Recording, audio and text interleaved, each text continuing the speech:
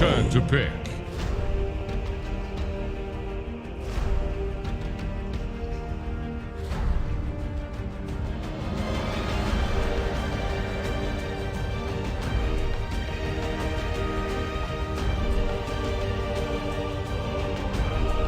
Seconds.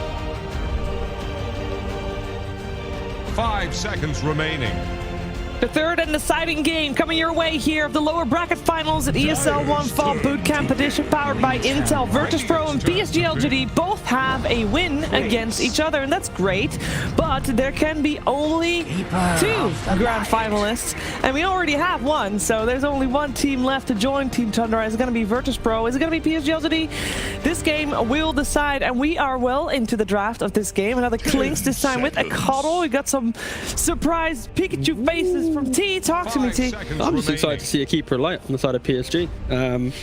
I believe they've only played it in the 4 role so far. Yep, that is correct. So is it their 4 position? Are they maybe going to branch out into seeing what other tournament meta does? But they might, but you know, based on my player knowledge, Jinkyu is obsessed with Coddle. No, of course, 100%. I don't expect them to be too wild with it. So I feel like if there's a Coddle, he's going to give it to me, and then he's going to be really angry about it if they don't. Do you know what I mean? Yeah. Because even in the last tournament, he was drafting it first phase like in the DK meta. Do you know what I mean? Yeah, it's like, I'm playing this hero no matter what. And lo and behold, he's broken in this match. Then VP, of course, they respond to the Cuddle and the Clinks with just a straight up Viper. The Viper so far has only ever been on mid lane for VP.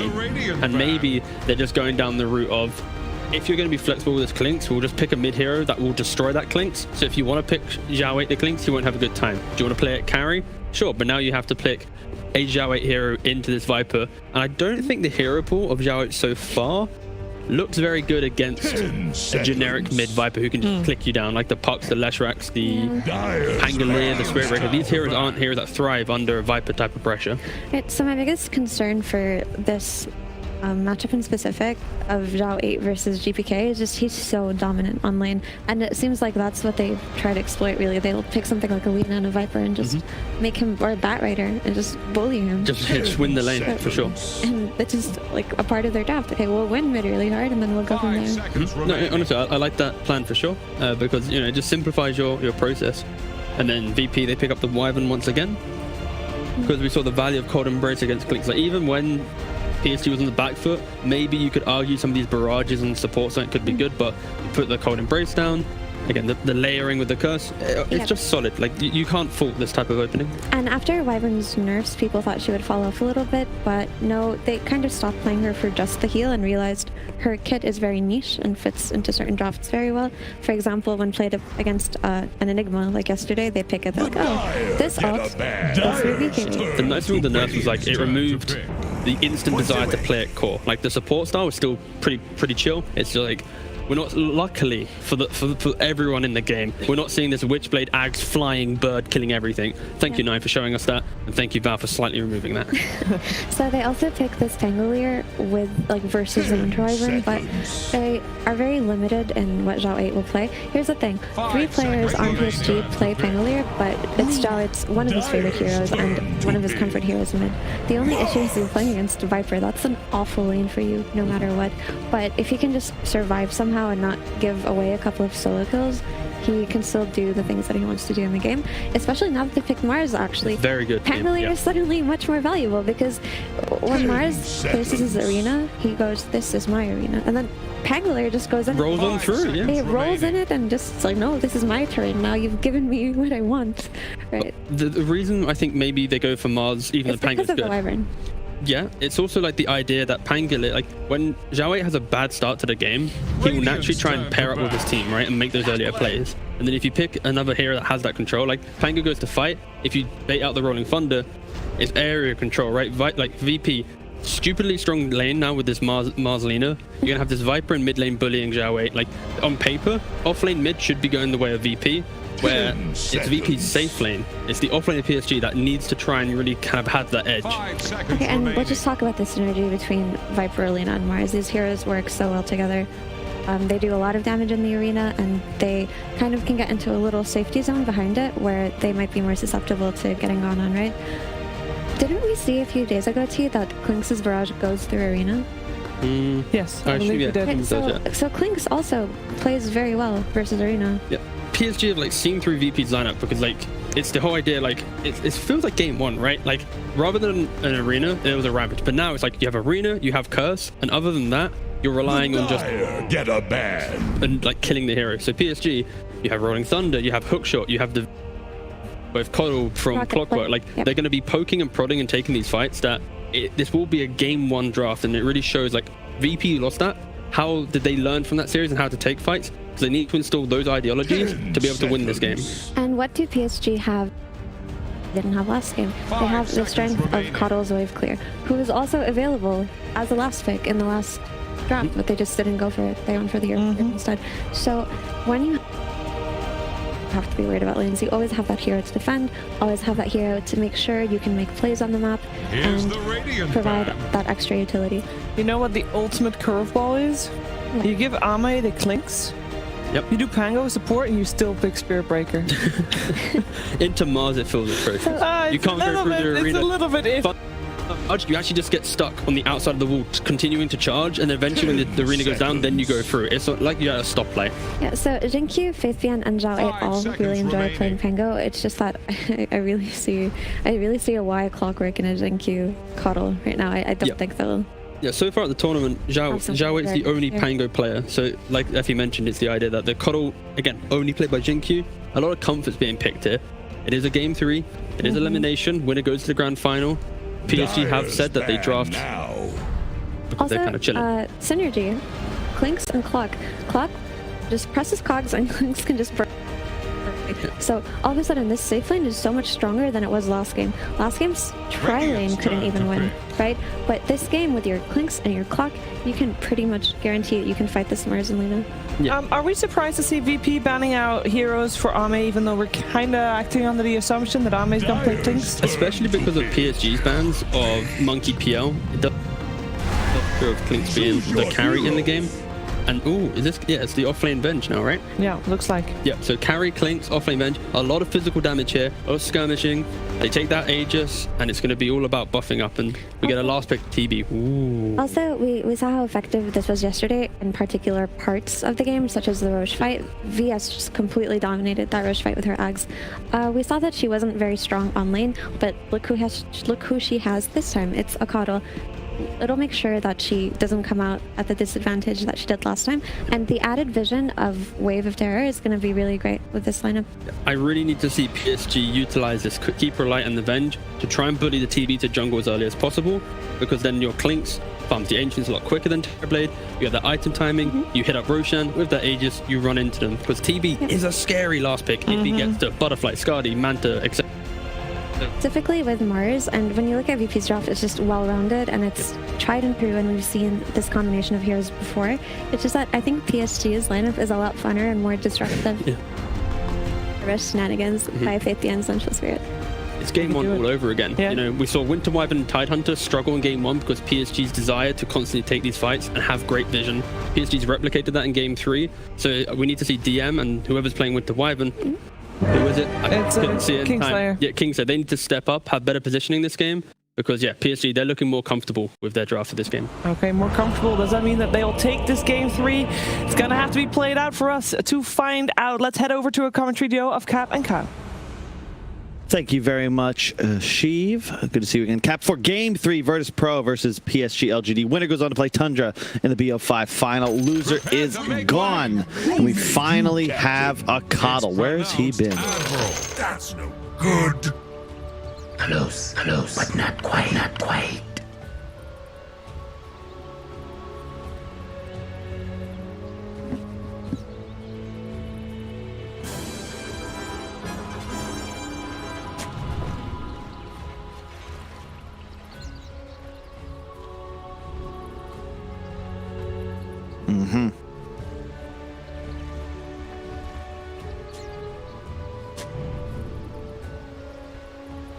Yeah, definitely. I got a quick question. I don't think this has been changed, but TB Reflection still grants himself the auras of those heroes reflected, right? 30 seconds to battle. Like, unless that's been changed and I've just completely missed it, I really question. I understand Faith Beyond's a big fan of this Venge. I don't like playing Venge. Like, you just hand him damage.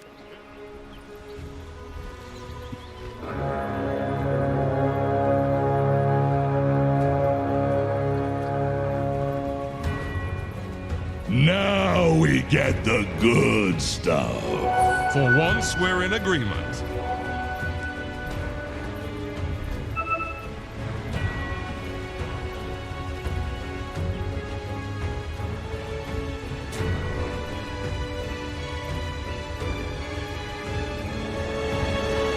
Okay. What in the blazes? Yeah.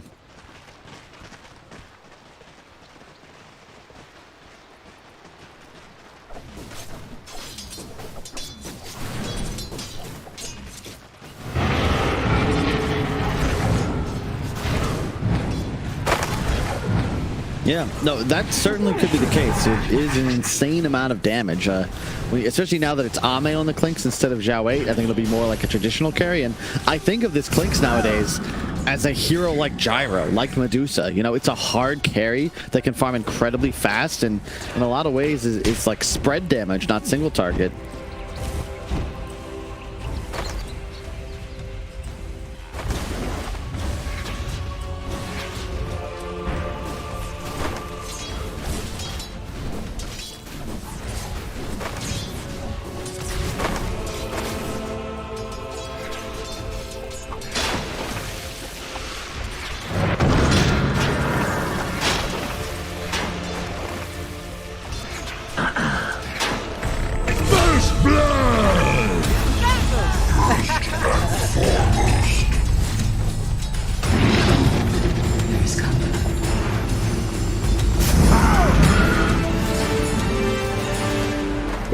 Oh yeah.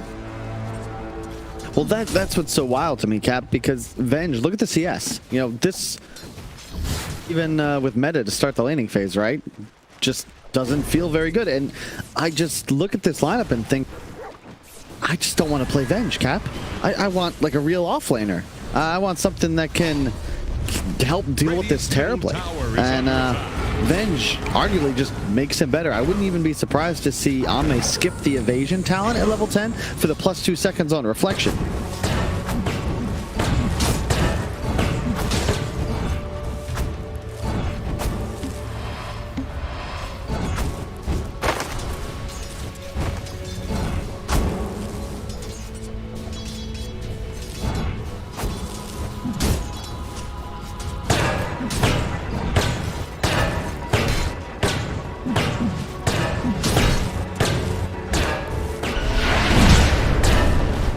Yeah, and speaking of pressure, ooh, gotta juke the spear.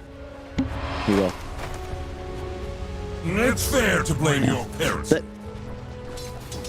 That's the problem with Clock, is that you kind of have to run in, right? You got to be in melee range to be dealing damage, but as the salt starts to fade, or you just want to get out of there, you know, they turn around and hit you. They Lina stun you, and you're 2 armor when you're outside of tower range. It's just not ideal. It's, bottom lane, they keep pressuring it. I am grateful. Radiant fortified their structures. Attack the hero. Oh yeah. That just, you have lane shove, Avenge does not, and end of the day, you will not outlast it or out harass a Terrorblade with 10 base armor at 3.5 minutes into the game top lane. Why?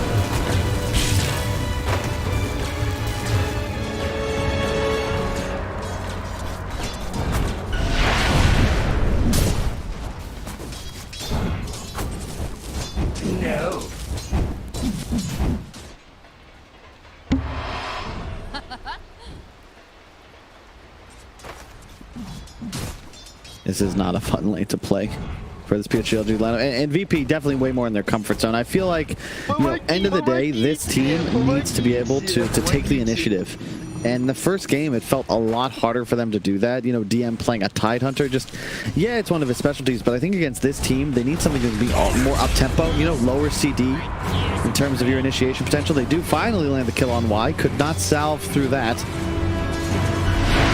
And save on Lina, he plays this hero pubs. Like, this is his hero that he spams, and he's certainly putting in work.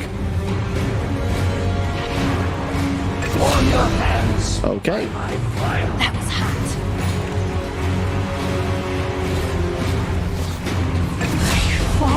My vengeance will come later, when you least expect it.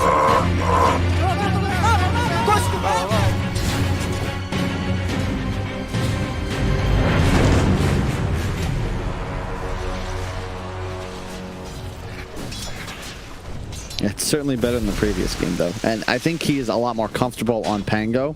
I know he's won games on Clinks, but I think for his team, they space-making playmaker than on Clinks. Like, give Ame Clinks. I like this move.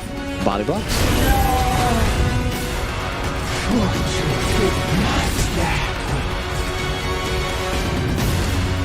Dire's middle tower is under attack.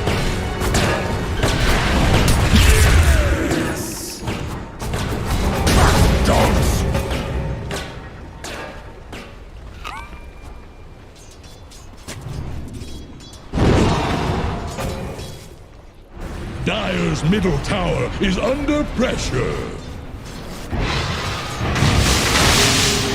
You're going to go back in on Bomb Fit Beyond's in trouble. I think that Blast is going to miss.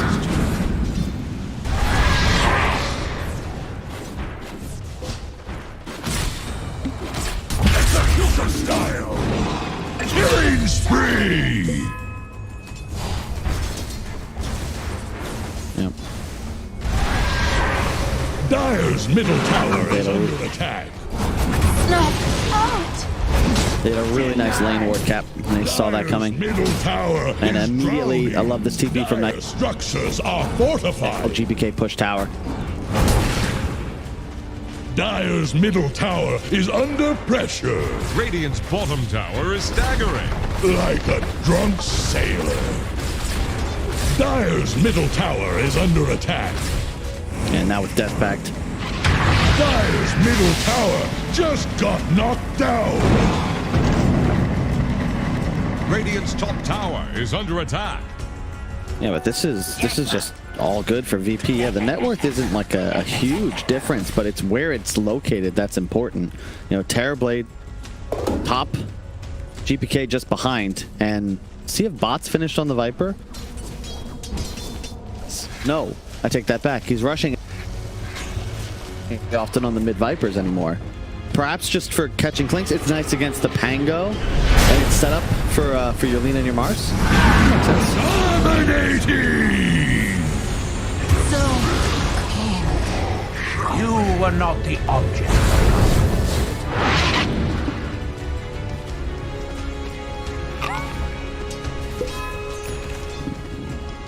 Dire's middle tower is drowning.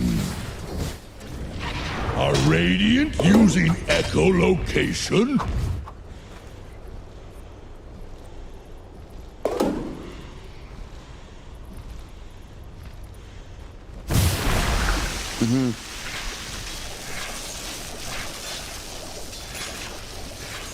I think it does. You know, they're going to look to be battling more often, probably take a more aggressive posturing in the PSG.LGD forest. And it just always spooks me a little bit because it doesn't really help the Viper farm, right? And the BOTs, you know, the one downside of the hero is you just feel so slow in what is now an incredibly fast-paced patch. So you have to be finding kills, and it's very easy to also out of position trying to shove lanes and get caught lingering. And the BOTs just make it a lot easier to stay on map at all times and not hurt your net worth acceleration. But we'll see. I mean, he looks to get involved, right? Just come right top. You've got no Clinks in the area, but maybe you find a support.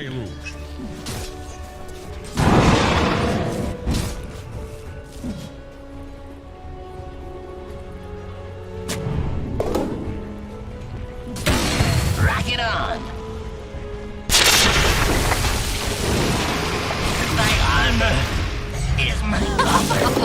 Just remember, I didn't break your spine. Your own armor did. Dire's top tower needs some friends. Same as you, Dire structures are fortified. Dire's top tower is under attack. Radiant think fortification can save. Dire's top tower is about to take the plunge. Radiant's bottom tower is under attack.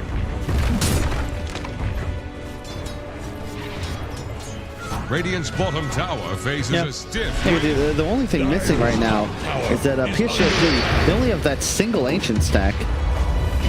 Radiant's bottom tower is under attack.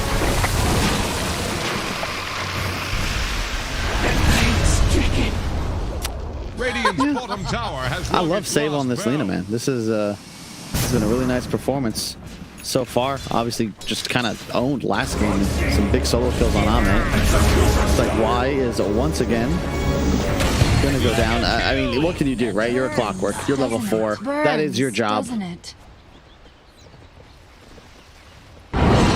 Dire's top tower is about to take the plunge.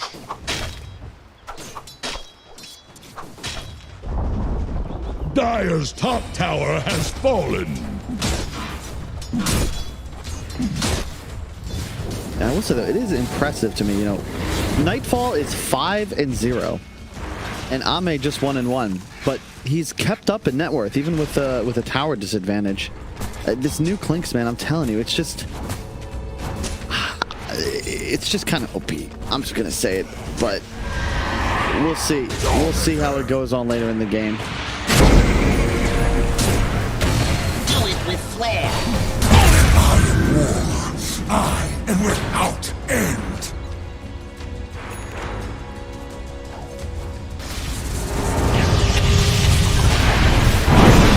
Later, when you least expect it. It's a compound fracture of deadly. Well, there you go. Atos almost paying for itself. Bots be damned. Just act as this easy setup stun. A really nice combo too, of course, because the Viper poison attack, magic resistance so significantly, and then Lina pops over. Didn't even need the Laguna and still finds the kill.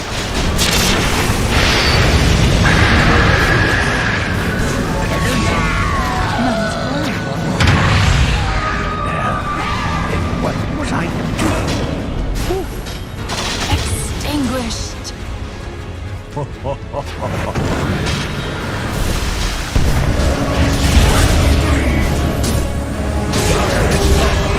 Is under attack. Even my lesser foes remember.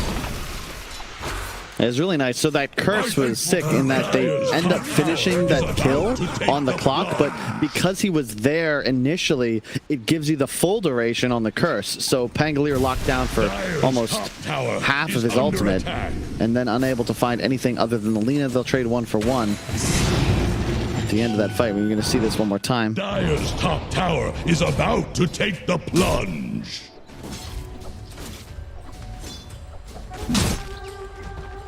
Radiant are scanning for enemies.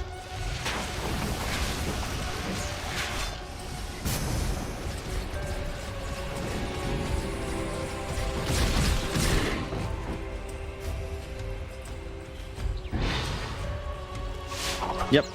And you really don't have much left. Like, consider this is a mid Pangolier. I think a lot of the innovation that Tundra's demonstrated with placing it as Fadas here on the 5 is that you know, when you trade Curse for the mid Pango's ult, that feels worth. That's value. You know, you're winning this fight. When it's the 5 position, it's like just a mild distraction. You're fine if that's the choice of your enemies. Denied. Yep. Throw a line to Radiant's middle tower. It's sinking, just like yours. Radiant's middle tower is under attack. My Dire's bottom tower won't last Killing spree! Yep. Nice job. Nightfall's played a pretty solid game. You know, right place, right time. Dire's bottom tower is Conservative, under no attack. deaths yet. But it's wild. Ame still keeping pace. We'll see how this goes. Will he be rushing the Scotty? We'll see. Maelstrom into the Dragon Lance, thinking about his next item. Scotty not as effective in this game. Obviously, you're not going to be... Dire's bottom tower is about Or to Terrorblade flounder. at the same time. Maybe you go for like MKB? Yeah, we'll see how it goes. We'll see how it goes. GPK now going back for the bots. Okay, so minding his progression. Does make him a bit squishy, however, one of BKB for a while and is quite susceptible to any sort of hook in blast combo from PSG.LGD.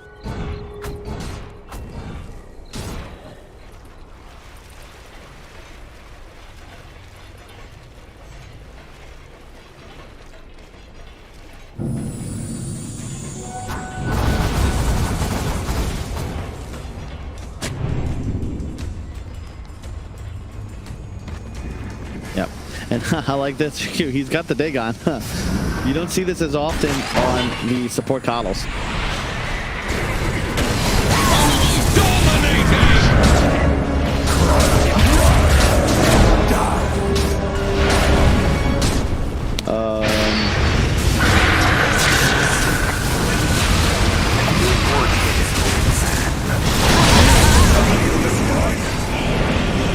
Shall we?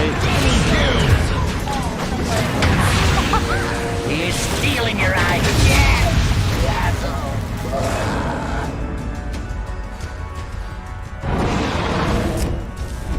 So that is, and if I were to do a breakdown, that is save a buddy syndrome. The only cure for PSG.LGD would have been to walk away. You leave your clockwork. It's the 5 position. You've gotten the enemy carry. Walk away. This is perfect. Exactly what you wanted. You blow up the enemy carry, the dream, you get the arena, they can just walk away. Everybody's going to be just fine. No threats, no worries, and instead Faith Beyond swaps himself into the arena, and now everybody is, you're thinking you can get a good fight off. Great ultimate from Kingslayer. If he doesn't ult there, he dies, and then suddenly Ame is in a great position. Instead, set up, Nether Toxin, here comes GPK, a nice stun from Safe, finishes him off, and Jowett a little late with the Rolling Thunder, but end of the day, maybe just walk away there. That was really a 4 for 1 because Terrorblade doesn't count. He'd already been dead.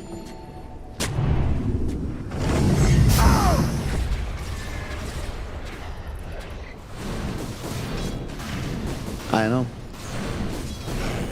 Huh?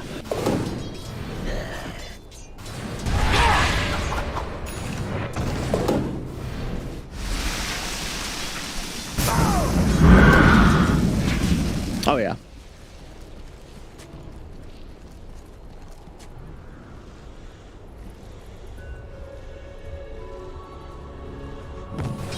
Yep, agreed. And it's also because it's just such a huge difference, right? The stats aren't important. It's the fact that you get to respawn, your spells reset, and you're just another Venge. Like, it makes the hero. So definitely agree. And it's tough as well. You know, 4th place on his own team's net worth chart, but that's the product of having one of the world's best coddles, taking all your farming his Dagon. It's funny because, you know, PSG.LGD, obviously, professionals, they've thought all this through, and it's excellent to watch them play, but oftentimes, you know, not going to call out the Spirit Breaker mid, but if you saw, like, some random do this, you would flame him. Jackpot. And that's like... They're trying to bring down Radiant's top tower. Yeah. I can hear, like, the Venge offlane, I'm going to rush Aghanims, like, I'm buying Dagon on Coddle. It's just wild stuff from PSG.LGD. What a bounty! Radiant's top tower is over.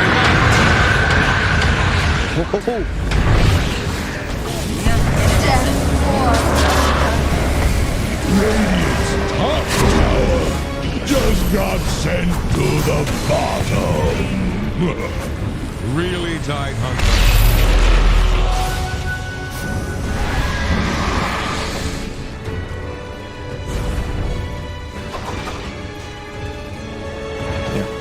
It's just such a good scepter too, because you don't get anything from So once Venge dies, you're not really that interested, and chances are you're still dealing with enemies still in the living world. But if he respawns, you come back to the illusion. That's the best part about the Scepter. It's actually just so good. I want to play it.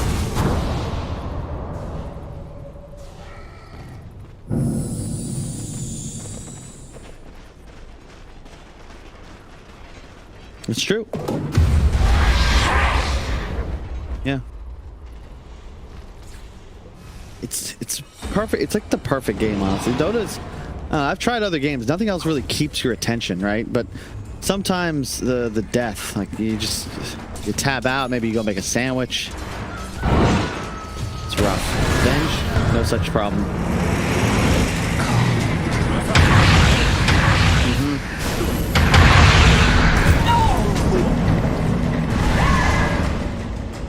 No. Well, with no meta, it's just not a fight you're going to be looking to take. So, pretty cool how this game is broken down. You can even see it in the net worth distribution. It's Ame, the carry, and then you've got these three sort of semi-supports backing you up. It's like this 1-3-1 formation. For this pro, you have two big cores. Tower is under attack. Primary initiator, and then two supports in the backline. So, of course, more of like a 2-1-2. It'll be interesting to see if any of the managers make an adjustment at halftime, but for now, if you're PSG.LGD, it's just protect Ame, and Zhao Wei now with the early Blink Dagger, you could see, if he's not Winner's Curse, he's just going to go right for the backline, find the Wyvern, find the Lina, and wreak some havoc. Radiant's top tower is under attack.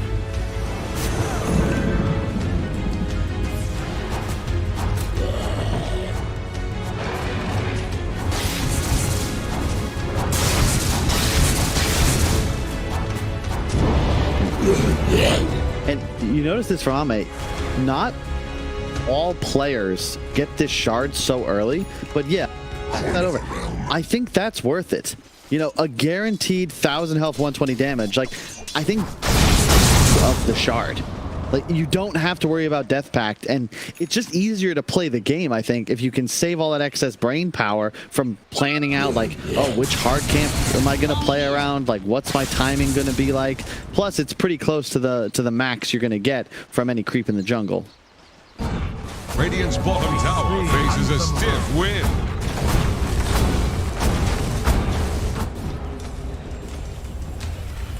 Radiant's bottom tower is under attack.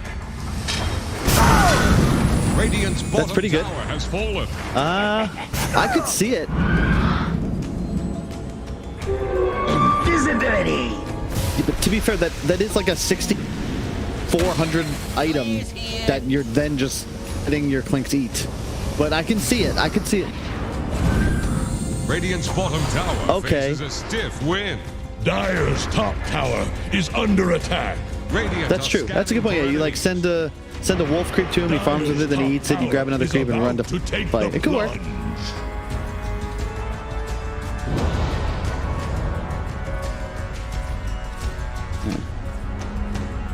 Yeah,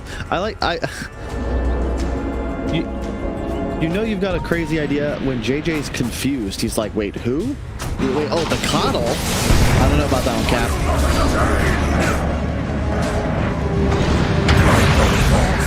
The might of Mars will pay.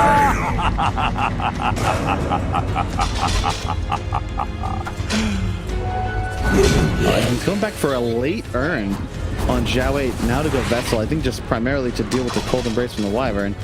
Really cool. I feel like the second game, a bit of a stump, but game 1 and game 3 have been masterclasses. Just so much fun to watch. It really feels like anybody's game. It's just going to come down to execution within. And Ame, dude, he is so far. I don't understand. He's huge.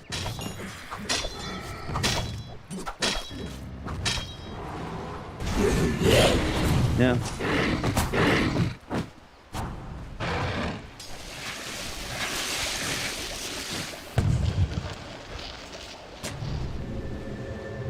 Radiant's middle tower can't handle this deluge.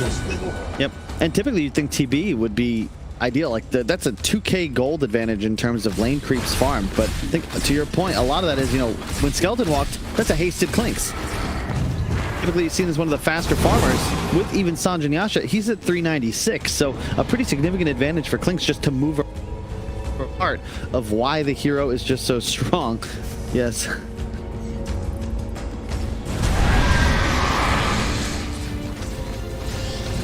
How balanced.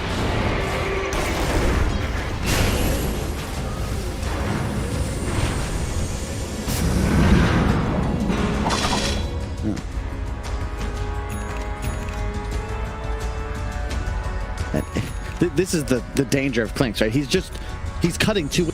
He's playing by himself and pressuring two lanes. Bottom tower faces a Enemy territory at that. And now he's hitting a tier 3 as the rest of his team postures around Roche. Dire have the spyglass at hand.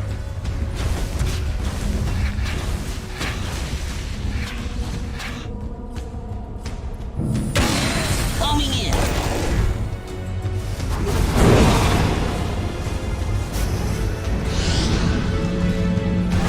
Radiant's middle tower.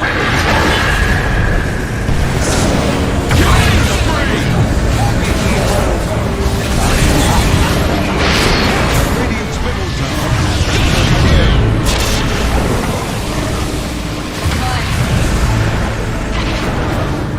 Killing spree!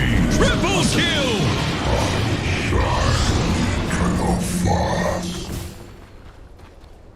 Yeah, well, that was 3 buybacks. Oh my, I'm like, man, that's a lot better for VP than I figured, but that's the case when you spend so much gold. But it's the right move because now you can trade those buys into potential Aegis. And what do you know? Another DD, the most impactful rune so far this series.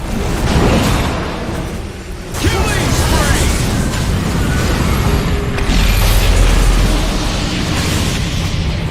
Dominating! Double kill! Ultra kill! Wicked shit! Rampage.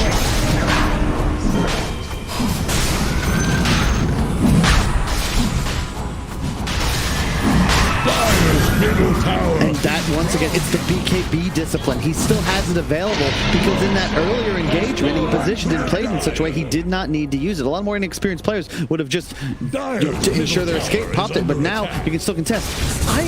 This is all Faith Beyond, though, as well, to be fair. He's still in illusion form on the edges of the fight, and you see him come in, getting spelled, providing aura to his Clinks, the defensive swap there, and then he's going to respawn and come right back into the fight.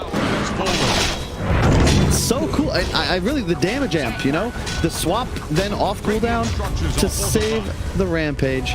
And yeah, Nightfall not feeling himself after that one, and the coach even turning away. Can't watch. It hurts to lose 5 in Roche like that. An 11k out of nowhere. Radiant's middle tower just keeled over. Radiant's top tower is on the rocks. Radiant's top tower has fallen.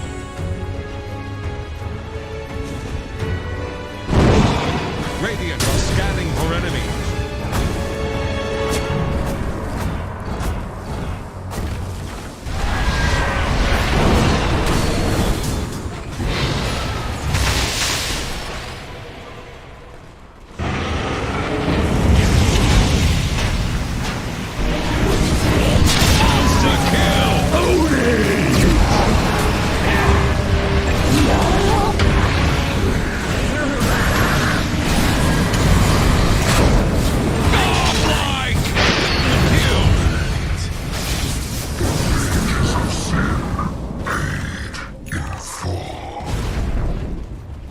Yeah, they've got to stop killing Faith Beyond, honestly. Like, you're playing into his hands.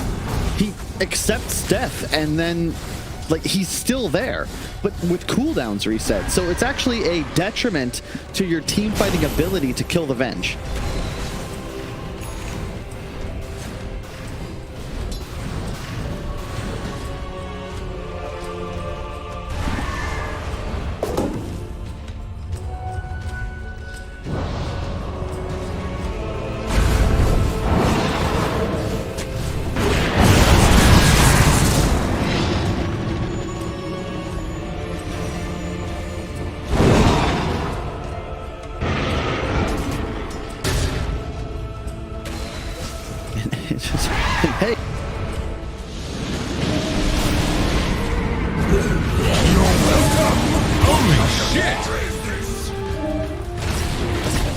one to sing songs about. Here's here. In your face. Behind.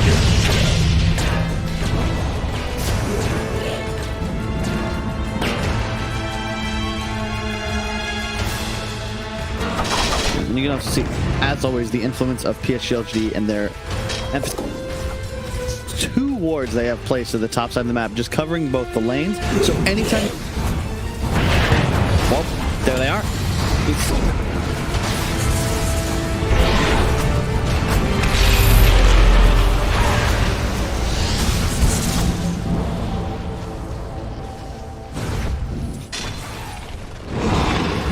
Fight us for more. Dire are scanning for enemies. He is so farmed.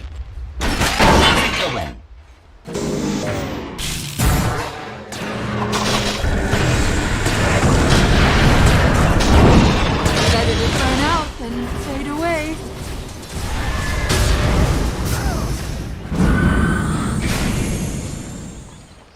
I mean, a big part of that, like Klink's Coddle are just eating creep waves. Like, you have nowhere to play if you're Virtus Pro. You are stuck in your base, just killing waves. And meanwhile, there's a clock off map.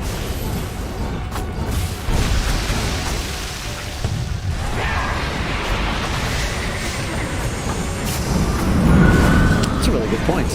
It's like, it's better than Burning Army at that. Tower has fallen.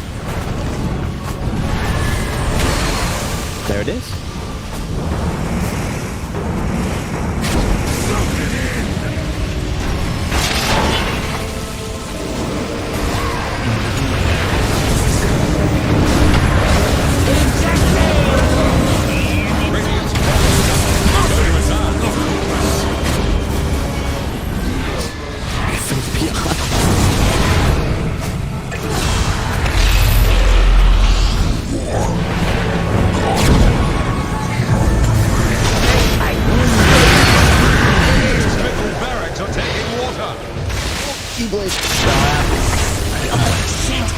Radiant's middle barracks have fallen. Trying to bring down Radiant's top tower.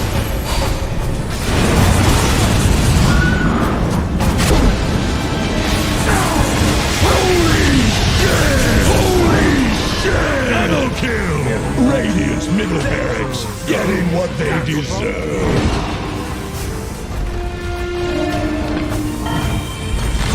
Radiant's top barracks are under attack. Just unbelievable. I mean, yeah, you can see they last pick Venge. Maybe not the greatest matchup, but Fate Beyond is just a beast. Like, they got Aghanims and just won every single fight. Damage output far too high, and I can understand like resetting cooldowns, but the fact that you get an extra swap as well when you go to Illusion Form is just nuts. Like, he wants to die at a certain point, just because of how much stronger it then feels. Like, you just get bonus abilities, bonus move speed even. Radiant's bottom barracks have fallen. Yes, they got mega creeps.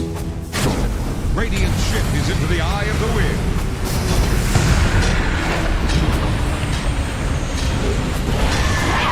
Radiant structures are fortified.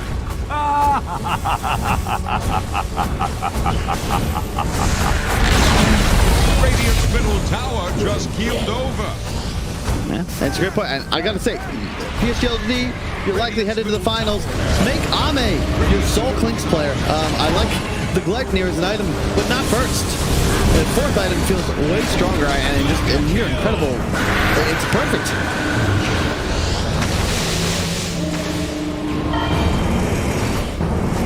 Radiant's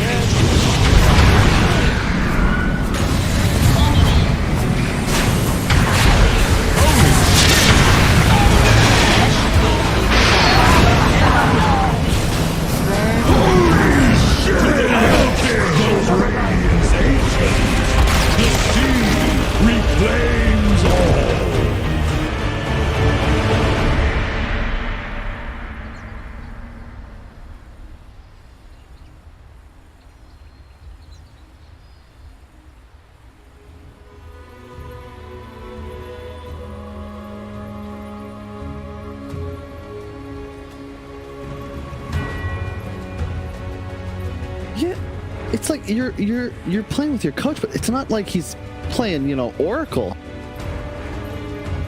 He's playing mid. He's replacing the #1 MMR in the world, and you just slaughtered Virtus Pro.